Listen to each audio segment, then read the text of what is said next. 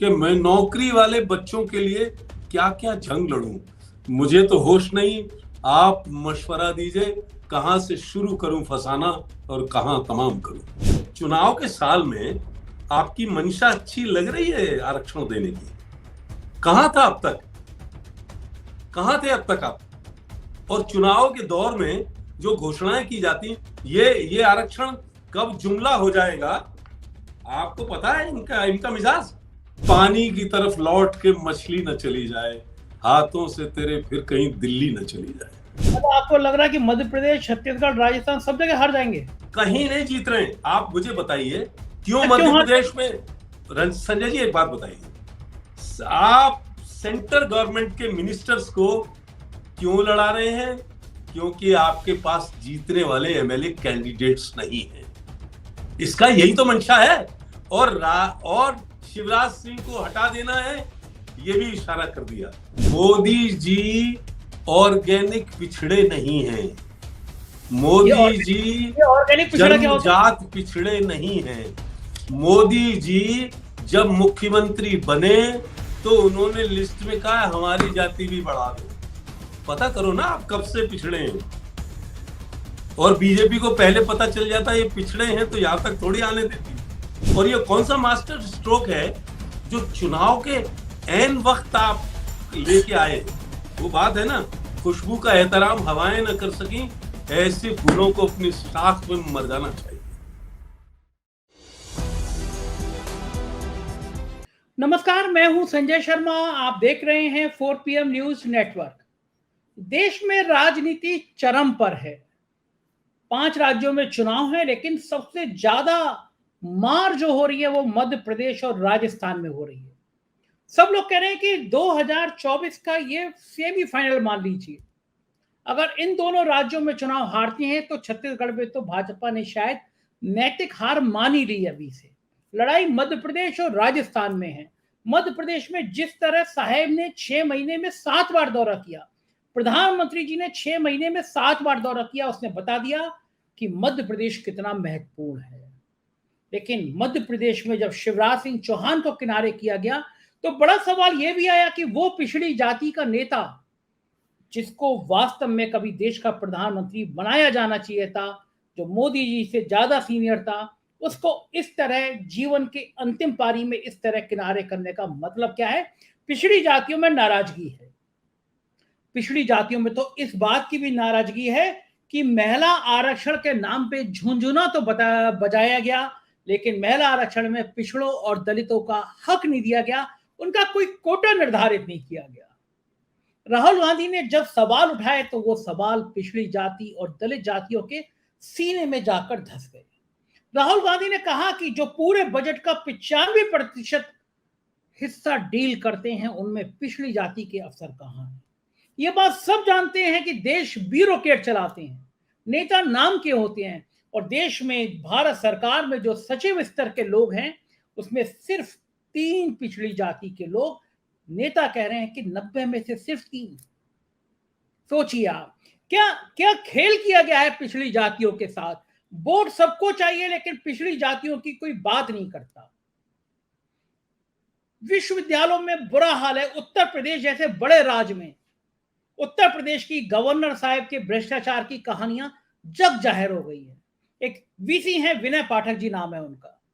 उनके और गवर्नर साहब के रिश्तों की कहानी कि किस तरह गवर्नर ने उनको बचाने की कोशिश करी, जबकि योगी आदित्यनाथ वीसी साहब को जेल भेजना चाहते थे, आम हो गई है। दिल्ली दरबार को दखल देना पड़ा।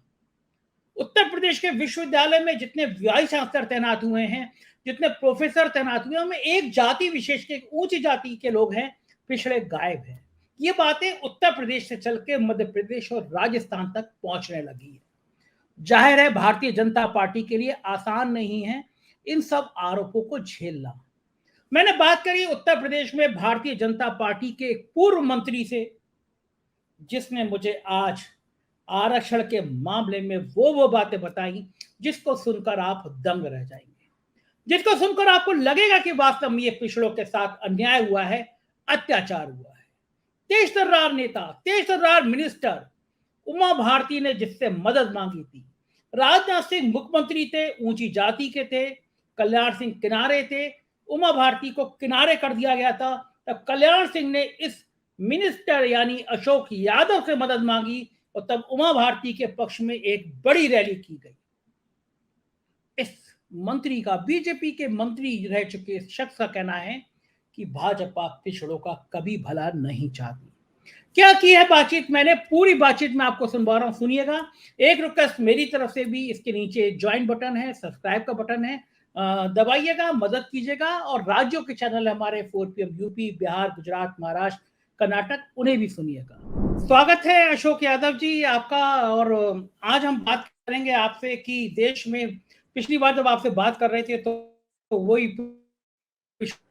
जाति का मुद्दा सामने आया था और आप कह रहे थे मुझसे कि रोहिणी कमीशन को लेकर एक बवाल हो सकता है, तैयारी हो सकती है, लेकिन इस बीच में महिलाओं के आरक्षण का मामला भी तूल पकड़ गया।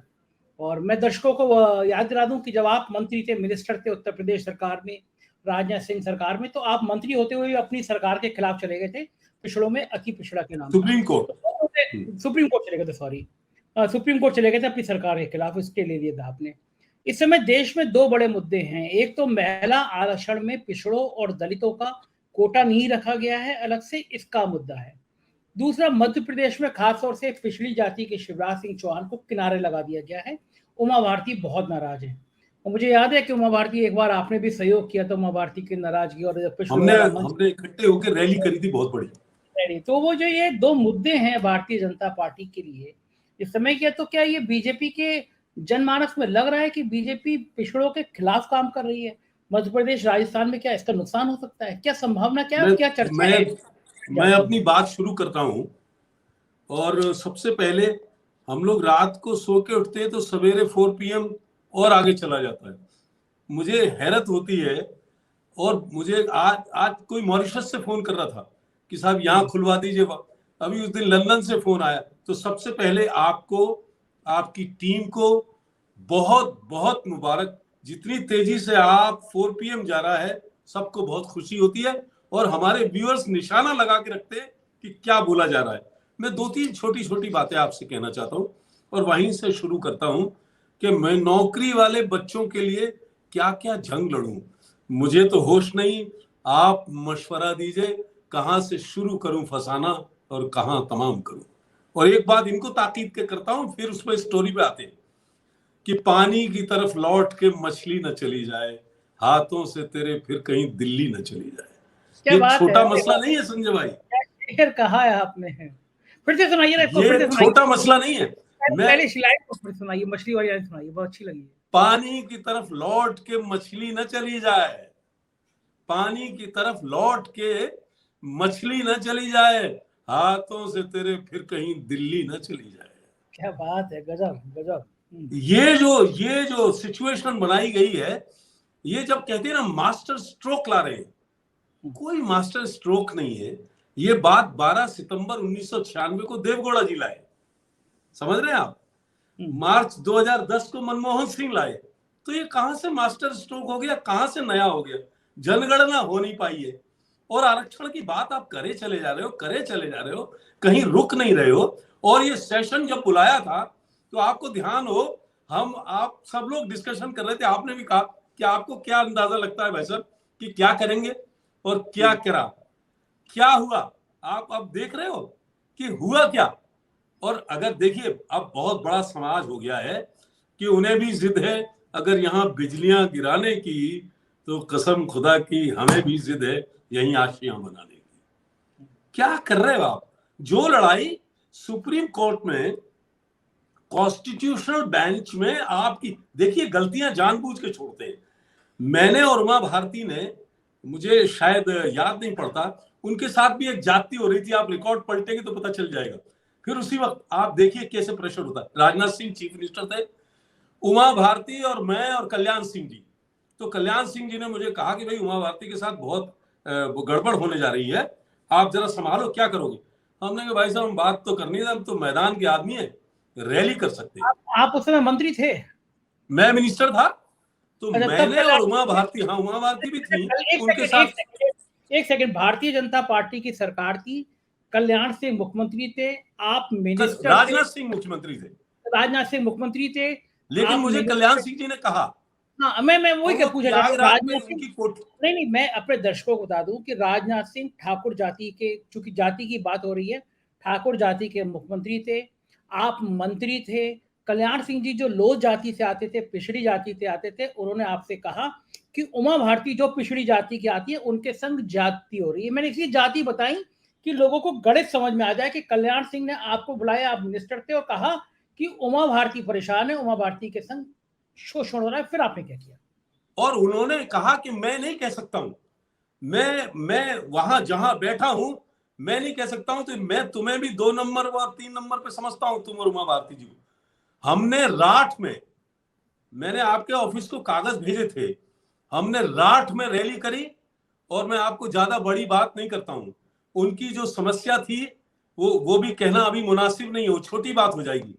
लेकिन पिछड़ों की इतनी बड़ी रैली करी थी, और ये बात में शायद 20 साल पुरानी हो गई, और मैं बड़े बड़े फख्र के साथ कह सकता हूं, कभी आप उसमें पढ़ना, राजनाथ सिंह जी ने उमा भारती से रैली में जाने से पहले बात करी कि आप कोई ऐसी बात मत कहना कि सब मामला डामाडोल हो जाए। तो उन्होंने कहा अशोक यादव से बात करिए, बोले भाई वो बात करते नहीं है इस मामले में। तो मैं आपसे एक अर्ज करना चाहता हूं, और उसके बाद जो सबको उमा भारती जी को बोर्ड में बैठाला गया, सब कुछ कहा गया, उसमें मैं नहीं गया था। और जो समस्या आने वाली थी, पिछड़ों की समस्या, ये कागजों पे दिखाते हैं, वो करते नहीं है बात। अगर ऐसी बात थी तो हमें रैली क्यों करनी पड़ी? और छोटी मोटी रैली नहीं हुई थी, पिछड़ों की बहुत बड़ी रैली हुई थी। इसलिए मैं आपसे 2-3 बातें कहना चाहता हूं कि अब ये जो करने जा रहे हैं, देखिए, जब कोई मास्टर स्ट्रोक नहीं था, ये लग रहा था कि बस जाने क्या क्या हो जाएगा, और जो बात निकली, मैं 2 छोटी छोटी बातें कहना चाहता हूं, अगर आप मुझे इजाजत दें। हम अटल जी हमारे यहाँ आ रहे थे, 1996 की बात है, और रैली हो रही थी बहुत बड़ी, मुलायम सिंह जी के खिलाफ मैं लड़ रहा था, और अटल जी, बहुत पूरी इंडिया की बीजेपी आई थी शिकाबाद में, रामलीला मैदान में। तो हमारे जाट लोग थे कुछ हमारे जिले में, उन्होंने कहा कि भाई, मैंने कहा कि भाई राम स्वरूप सिंह जी है ये, इनको हमने रैली का चार्ज दे दिया है, जो चंदा फंदा इकट्ठा हो इन्हें देते रहना। तो एक बुजुर्ग थे, उन्होंने कि लाला एक बात सुन ले, यो रामस्वरूप आदमी तो ईमानदार है, लेकिन जागो कोई बाल बच्चों ना है, जागी कोई आस औलाद ना है, और जी इतनी बड़ी रकम लेके कहूं चलोगे तो जागो तो कोई पतो ना, जा ढूंढेंगे कहां। मेरी बात इशारतन अगर आप समझ रहे हो तो बात मैं कह चुका हूं। और दूसरी बात यह है कि आप गांव में बात करते हो, सामान बाजार से लेने जाते हो, और कोई भी सामान खरीदते हो, तो वो कहता कि लला हम पे चेक हुए आगे को, तो 10 साल का चेक दोगे पिछड़ों को? 10 साल तो कागज पे लिखा है, और ये 34 में आएगा आरक्षण। आप पोस्ट डेटेड चेक देके पूरे पहले वोट बनाना चाहते हो, पहले चुनाव करना चाहते हो। जाति जनगणना 2026 के पहले हो नहीं सकती, ये भी आपने कर दिया। यानी जो असली काम था वो तो रोक दिया, और 334 से 128 संशोधन जनगणना के बाद, तो अभी जब तक जनगणना नहीं होती कोई काम नहीं हो सकता। देखिए, आपको याद हो संजय जी, सामाजिक न्याय समिति जब लागू हुई लखनऊ में 380 करोड़ रुपए खर्च करने के बाद, तो इन्होंने इतनी खाली जगह छोड़ दी थी, उसमें छेद छोड़ दिए थे, और राजनाथ सिंह चिल्लाने लगे, जैसे लाल किले पर चढ़ के चिल्लाने लगे, है कोई माई का लाल, है कोई माई का लाल। इसका मतलब क्या था? आपने जानबूझ के कमियां छोड़ी और आप चेतावनी देने लगे। ये जो कहा है ना, पिछड़ा वर्ग क्यों छोड़ दिया आपने, महिलाओं वाला पिछड़ा वर्ग को क्यों नहीं दिया, ये वही छेद छोड़ रहे हैं जो राजनाथ सिंह जी ने अपने जमाने में छोड़े थे, ताकि कोई कोर्ट जाए और काम खत्म हो जाए। और लास्ट एक बात बताइए, चुनाव के साल में आपकी मंशा अच्छी लग रही है आरक्षण देने की? कहां था अब तक, कहां थे अब तक आप? और चुनाव के दौर में जो घोषणाएं की जाती, ये आरक्षण कब जुमला हो जाएगा आपको पता है? इनका मिजाज, कभी जुमला कर सकते हैं, बाद में कह देंगे ये तो जुमला था, और 10 साल 36-34 में जाके, और उसका अभी प्राइम मिनिस्टर गए मध्य प्रदेश, कहा हमने आरक्षण, कहा भाई आरक्षण आज चाहिए, आप 15-20 साल वाली बात कर रहे हैं। आज बताओ ना क्या किया है आपने। और आप सारे लोगों को सबकी समझ में आ गया है ना। 10 साल के बाद जो चीज होगी और पता नहीं हुई कि नहीं हुई, उस पर आपका क्या बस है। और हमको आप रोके रहिए, चलिए पिछड़े वर्गों को आप मत दीजिए, लेकिन वो जानबूझ के ये ऐसे काम किए जाते हैं कि ताकि कोई कोर्ट चला जाए और रुक जाए, फिर हम वो कहें राजनाथ सिंह की तरह कि भाई हमने तो दिया था, हमने तो 400 करोड़ रुपए खर्च किए थे, हमने तो हजारों करोड़ रुपया खर्च किया था। क्या करें, वो लोग कोर्ट चले गए। इसका कोई क्लियर कट इनके पास कुछ नहीं है। 2026 में सीट्स का एडजस्टमेंट होना है, तो जब सीट का एडजस्टमेंट होना है कॉन्स्टिट्यूशनली, उसमें इन्होंने अपने अभी उसका नियम बना दिया है, तो साहब कैसे हो जाएगा। वो तो 34-36 में आएगी, और जो बात 10-15 साल बात होगी, अभी कल की कही हुई बात तो पूरी नहीं कर पा रहे हैं आप। और 15 साल बाद पिछड़ा वर्ग यानी 60% जनता, और अगर सब मिला लो उनको आप ये पोस्ट डेटेड चेक देख के उनसे सामान उठाना चाहते हो। पोस्ट डेटेड चेक देके 10 साल का और वो 15 साल का हो जाएगा, तो मतलब आप ही की सरकार रहेगी, आप ही रहेंगे, उससे पहले कोई परिवर्तन नहीं आएगा। और मैं एक बार बड़ी बहुत ईमानदारी से और बेबाकी से एक बात कहना चाहता हूं कि आपने लाल किले पर यह कह दिया कि अगली बार फिर हम आएंगे बिना वोट लिए जनता का। आप मुझे बताओ संजय भाई, क्या ये बात कॉन्स्टिट्यूशनली सही है? चुनाव हुआ नहीं और आपने लाल किले पे कह दिया अगली बार भी हम, उसके बाद भी हम। तो ये क्या अपमान नहीं है इलेक्शन का? क्या डेमोक्रेसी का अपमान नहीं है? अशोक जी, उन्हें यकीन होगा कि जनता में इतना पसंद करती है, पिछड़ी जाति दलित जातियां उनके साथ हैं, तो जीती जाएंगे। इसको कॉन्फिडेंस है, उन्हें पता है कि वो पिछड़ी जाति दलित जाति। संजय जी, कौन सा चुनाव जीते हैं? कर्नाटक में तो हनुमान जी को भी पार्टी में शामिल करने की कोशिश करी, हनुमान जी ने मना कर दिया, नहीं भैया। गुजरात जीते, यूपी जीते, उत्तराखंड जीते। गुजरात की बात छोड़ दीजिए, वो गुजरात की बात छोड़ दीजिए, यूपी में भी बहुत से सर्कमस्टेंसेस थे, कर्नाटक क्यों नहीं जीते? अभी ये जो 3 विधानसभाएं हो रही हैं, उसमें क्या आपको क्या फीडबैक है? मुझे तो फीडबैक है कहीं नहीं जीत रहे, कहीं नहीं चुनाव जीत रहे। आपको लग रहा है कि मध्य प्रदेश, छत्तीसगढ़, राजस्थान सब जगह हार जाएंगे? कहीं नहीं जीत रहे। आप मुझे बताइए क्यों मध्य प्रदेश में? संजय जी एक बात बताइए, आप सेंट्रल गवर्नमेंट के मिनिस्टर्स को क्यों लड़ा रहे हैं? क्योंकि आपके पास जीतने वाले एमएलए कैंडिडेट्स नहीं है, इसका यही तो मंशा है। और शिवराज सिंह को हटा देना है, ये भी इशारा कर दिया। पिछड़े वर्ग के मिनिस्टर्स लड़ा दिए। आप वहां राजस्थान में क्या कर रहे हैं? जो स्टैब्लिश चीफ मिनिस्टर थी, वो उनकी पार्टी हमें मतलब नहीं है, उसको कैसे जलील किया जा रहा है वो आपका पब्लिक से पूछ लीजिए। कहां जीत रहे हैं? एक मुझे विधानसभा बता दीजिए कहां जीत रहे हैं। अच्छा ये बताइए, आप कह रहे हैं कि ये पिछड़ों को गुमराह कर रहे हैं, धोखा दे रहे हैं। मोदी जी तो खुद पिछड़ी जाति से आते हैं, तो वो क्यों करेंगे? अपनी जाति को क्यों करेंगे? मोदी जी ऑर्गेनिक पिछड़े नहीं हैं। मोदी जी जन्मजात पिछड़े नहीं हैं।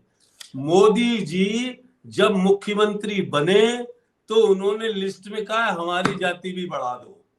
पता करो ना आप कब से पिछड़े हैं। और बीजेपी को पहले पता चल जाता ये पिछड़े हैं तो यहां तक थोड़ी आने देती। एक सेकंड, आप बातों में बड़ी बात कह जाते हैं। आप कह रहे हैं कि भारतीय जनता पार्टी को पता होता ये पिछड़े हैं तो बीजेपी इनको यहां तक नहीं आने देती। क्यों नहीं आने देती? सवाल ही नहीं था।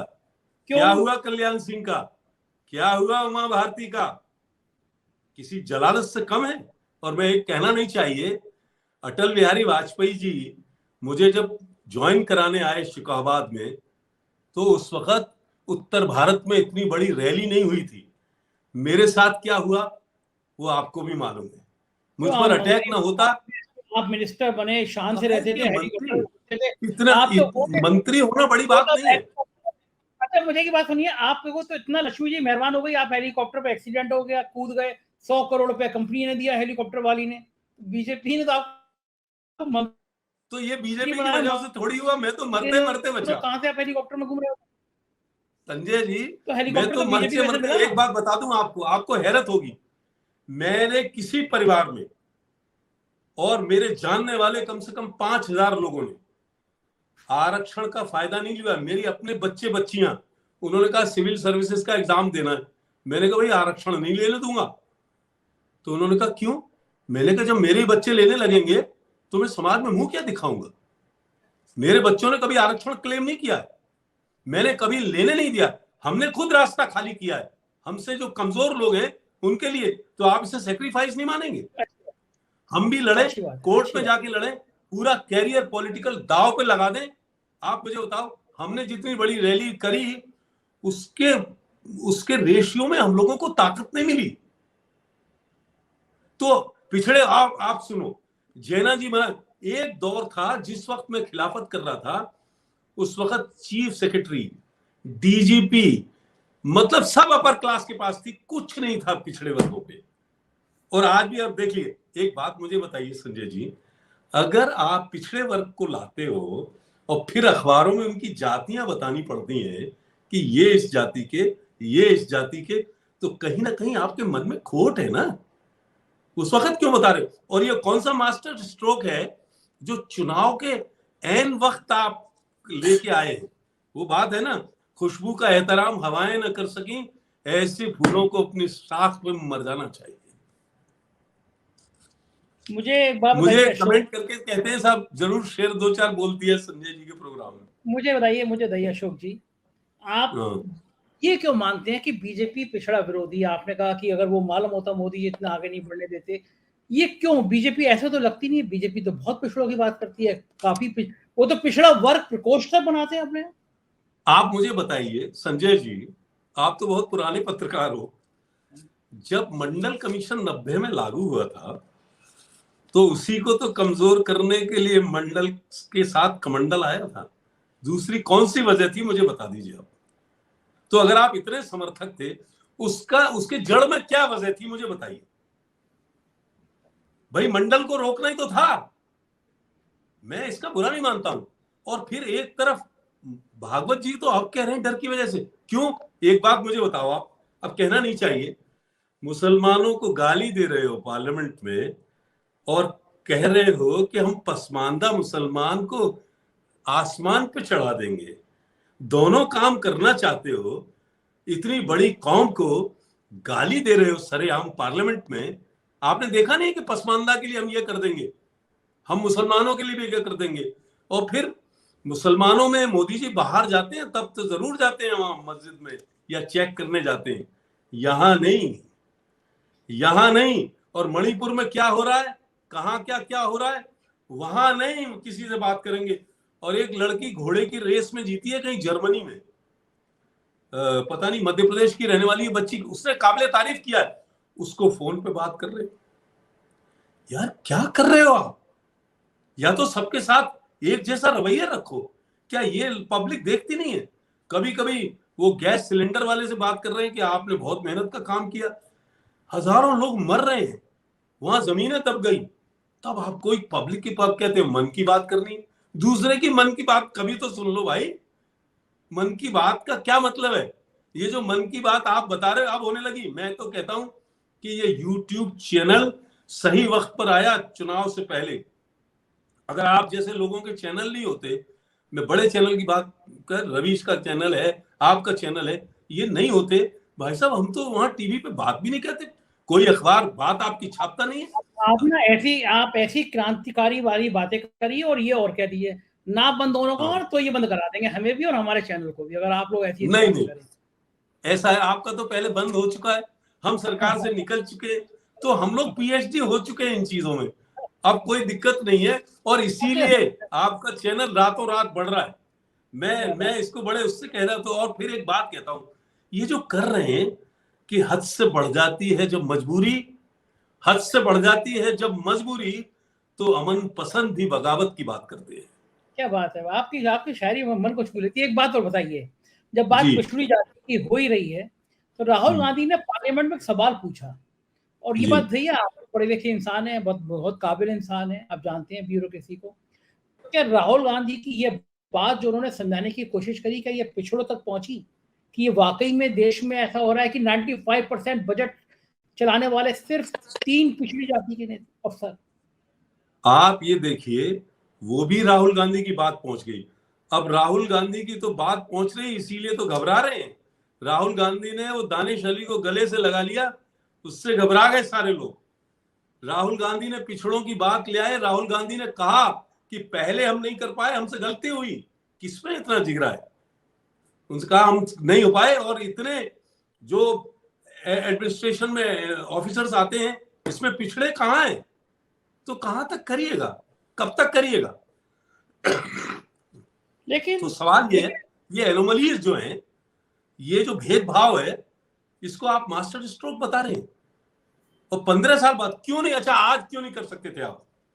ये गुमराह क्यों कर रहे थे? अगर आपको सच में देना था और इसके लिए भाषण आप देने लगे। पोस्ट डेटेड चेक पे माल मिलता है क्या? लेकिन बताइए, आप जो नौकरियों की बात कर रहे हैं, आप कह रहे हैं पिछड़ों की निकल रही है, उसमें आरक्षित तो होता ही है। उत्तर प्रदेश में नौकरियां निकल रही है, उत्तर प्रदेश सरकार कहती है कि हम अधीनस्थ सेवा चयन आयोग से 1000 नौकरी निकाल रहे हैं, तो जाहिर है पिछड़ों को भी मिलेगी नौकरियां। देखिए, आरक्षण में इतने पेच लगा दिए हैं संजय भाई, इतने पेच लगा दिए हैं कि आप हम और आप प्रोग्राम शुरू करने से पहले कह रहे थे कि, हालांकि मैं उसको मेंशन नहीं करना चाहता, आप वाइस चांसलर्स की लिस्ट देख लीजिए, मंगा के अपने चैनल पे दिखा दीजिए, आपको हैरत होगी। मैं तो छोटे पदों की बात करना चाहता हूं, लेकिन वाइस चांसलर्स की बात सुन लीजिए। आप मुझे पूरे हिंदुस्तान में 5 ओबीसी दिखा दीजिए, 5 दलित दिखा दीजिए, 1 मुसलमान दिखा दीजिए, करो ना आप चेक। हम लोगों ने पूरी जिंदगी दांव पे लगा दी। मुसलमान है तो आरिफ मोहम्मद खान है ना गवर्नर आरिफ मोहम्मद खान नए मुसलमान हुए हैं, नए मुसलमान। ये बात तो सही, आप जो उत्तर प्रदेश में वाइस चांसलर की बात कह रहे हैं, मैं पहली बार देख रहा हूँ उत्तर प्रदेश की गवर्नर को इतना ज्यादा विवादों में घिरते हुए। हमारे एक यूनिवर्सिटी में वाइस चांसलर थे, विनय पाठक नाम था उनका, आजकल कानपुर में तैनात है, और योगी आदित्यनाथ की बहुत चिढ़ते थे। बड़ा मजेदार किस्सा बताता हूँ आपको, क्योंकि उनके कारनामे बहुत सामने आ रहे थे। तो योगी आदित्यनाथ जी ने जब एक शिकायत आई तो उस पर FIR हो गई, उनके खिलाफ FIR हो गई, तो STF तैनात कर दिया। STF के जो ADG हैं वो योगी जी के बड़े करीबी। मामला गवर्नर गवर्नर के बड़े करीबी थे VC साहब, तो पहुंचा दिल्ली दरबार, अमित शाह जी के, प्राइम मिनिस्टर के, गवर्नर बुलाए गए, CM बुलाए गए, और CBI को दे दिया कि मामला रफा दफा करो, जिसने शिकायत करी इसको बंद करो। गवर्नर इतना ज्यादा इन सब खेल में विवादों में आ गई। उसके बाद उत्तर प्रदेश की गवर्नर ने जो वाइस चांसलर तैनात किए, प्रोफेसर तैनात किए, एक को महाराष्ट्र की पुलिस पकड़ के ले गई, और जो है वो काफी आया था अखबारों में। लिस्ट मैं संजय जी एक छोटी सी बात कह रहा हूँ, संजय जी, अगर ये पूरी बीजेपी को, मोदी जी को बहुत महिलाओं की याद आ गई है, तो प्राइम मिनिस्टर का कैंडिडेट बना दो महिला को, सारे आरक्षण पूरे हम साथ देंगे। अच्छा हाँ, इसी बात, अच्छा बात तो बनाओ, किसी महिला को प्राइम मिनिस्टर का कैंडिडेट अनाउंस कर दो पिछड़ी को, सारे झगड़े बंद, कोई कोर्ट में नहीं जाएगा, हम हाथ जोड़ के आपको समर्थन दे देंगे। हाँ, बात बताओ, मेरी बात गलत है क्या? बात आपने जो उससे पहले कही थी, जो यूनिवर्सिटी वाली बात आई थी, वो बात अधूरी रह गई। ये आरोप तो लगता है कि यूनिवर्सिटी में उत्तर प्रदेश में जितने प्रोफेसरों के पद नियुक्त किए गए, वो ऊंची जाति, एक जाति विशेष को किए गए, पिछड़ी जाति का एक भी व्यक्ति नहीं रखा गया, ऐसे आरोप है। और मैं भी जब डिबेट शुरू कर रहा था तो मुझे एक मित्र ने मेरे ये लिस्ट भेजी और कहा कि ये जो जजों वाली लिस्ट है, ये चूंकि मैं दिखा कि नहीं है, हाँ, मैं इसके लिए कि पुष्टि नहीं है अभी, तो मैं इसकी पुष्टि नहीं कर रहा, लेकिन जब ये वायरल हो रही है लिस्ट, और इसमें कहा जा रहा है कि पिछड़ी जाति के लोग नहीं है, सब शुक्ला, पांडे, राय, शुक्ला, कौशिक, भारद्वाज। अब ये देखो जो जुडिशियल सर्विसेज का हाल है, मैं ये नहीं कह रहा कि क्लेम कि ये सही है, मैं ये कह रहा हूँ कि सरकार गड़बड़ है ना। मैं ये कह रहा हूँ कि सरकार को जब ये लिस्ट वायरल हो रही है तो ओरिजिनल लिस्ट जारी कर देनी चाहिए, जिससे लोगों का भ्रम खत्म हो जाए। सरकार को बता देना चाहिए कि भैया, अगर ये जो सिविल सर्विसेज PCSJ का परिणाम है, उसमें इस जाति, चूंकि सब अब कुछ जाति पर टिकी गया है, उसमें बता देना चाहिए कि भाई पिछड़ी जाति की और दलित जातियों का कोटा है, उनके इतने जज आए हैं, और ये रही लिस्ट पाने से और भ्रम बढ़ता है और आशंकाएं बढ़ती हैं, फर्जी चीजें वायरल होती हैं। सरकार को अपना पक्ष जारी करना चाहिए। बात ठीक है ना? एक बात बताइए संजय भाई, बेसिक चीज क्या है? बेसिक चीज है जाति जनगणना। कैसे तय करोगे आप आरक्षण को? उसको आप कराना नहीं चाहते, उसको आप कराना नहीं चाहते। उसके लिए अब आप 2026 तक आपने बैन कर दिया उसको, पूरा जितनी जाति गणना। तो आपका इंटेंशन क्या है? ये वही इंटेंशन है संजय भाई। अच्छा, जो राजनाथ सिंह ने कहा था कि है कोई माई का लाल, तो ये वही कह रहे हैं इशारों में, है कोई माई का लाल। अच्छा, तो ये लंबी बात होगी, आखिरी बात, उमा भारती फिर नाराज है। एक बार आपने मदद करी थी, पिछड़ी जाति के नाम पे आप उनके संग खड़े हुए थे, बहुत नाराज है, उनके संग बड़ा अत्याचार हो रहा है। अब पिछड़ी जाति क्या उमा भारती के साथ खड़ी होगी? देखिए, उमा भारती कल मेरे को कहें मैं 15 दिन में इतनी बड़ी रैली हम लोग कर सकते हैं कि पूरा हिंदुस्तान हिल जाएगा। उनके साथ जाति हुई है, कल्याण सिंह के साथ दूसरी जातियां हुई थी, और पिछड़े वर्गों के साथ अभी कहा जा रहा है जातियां होती हैं। ऐसे ऐसे आपको बहुत एग्जाम्पल्स है, वो अच्छी बात नहीं है। आपको अपने पुराने साथी उमा भारती की याद नहीं आ रही कि जाइए और उनका समर्थन करिए? आप भी मैं कह रहा हूं उनको, मैं आपका तो आपके पता नहीं कितने लाखों लोग देखते हैं, इस पर मैसेज जा रहा है। उमा भारती जी 15 दिन का नोटिस दें, इतनी बड़ी लड़ाई शुरू हो सकती है, लेकिन मन बना ले, वहां बैठ के बात नहीं हो पाएगी, घर से निकलना पड़ेगा। लेकिन अगर वो बनाए तो मैं कहना चाहता हूं कि तब बात और थी और अब बात और है। अब लड़ाई जंग में आ जाएगी, मैदान में आ जाएगी। शुक्रिया अशोक जी, आपने इतना समय दिया और बहुत सारी विस्तार से बातचीत की। बहुत बहुत बहुत बहुत आपको बहुत दोबारा से कॉन्ग्रेचुलेशन। रात में हम उठे और फिर आपके सब्सक्राइबर बढ़ जाए। बहुत बहुत शुक्रिया। सुना आपने, ये थे अशोक यादव जी, और उन्होंने आज खुल के भारतीय जनता पार्टी की पिछड़ों की राजनीति का चित्रण कर दिया, एक एक चीज आपके सामने ला दी, दिखा दिया कि भारतीय जनता पार्टी पिछड़ों और दलितों के नाम पर कितना गंभीर है, कितना चिंतन करती है। जाहिर है पिछड़ों और दलितों के मन में एक संदेश हुआ है, क्या भारतीय जनता पार्टी ऊंची जातियों की पोषक बन के रह गई है? क्या पिछड़ों और दलितों के वोट सिर्फ पार्टी के लिए हैं, सिर्फ उनका इस्तेमाल पार्टी के वोटों के लिए है, और जब हक की बात आएगी तो ऊंची जाति के लोग बैठ जाएंगे? लेकिन अब ये मुद्दे जग जाहिर हो गए हैं, पिछड़े और दलित अपना हक मांगने लगे हैं, अपने अधिकार की बात मांगने लगे हैं, और तभी राजस्थान और मध्य प्रदेश में साहेब के और भाजपा के तोते उड़ गए। कैसे लगा वीडियो? आप अपनी राय से जरूर अवगत कराइएगा। आपकी राय का, आपके कमेंट का इंतजार रहेगा। बहुत बहुत शुक्रिया, थैंक यू।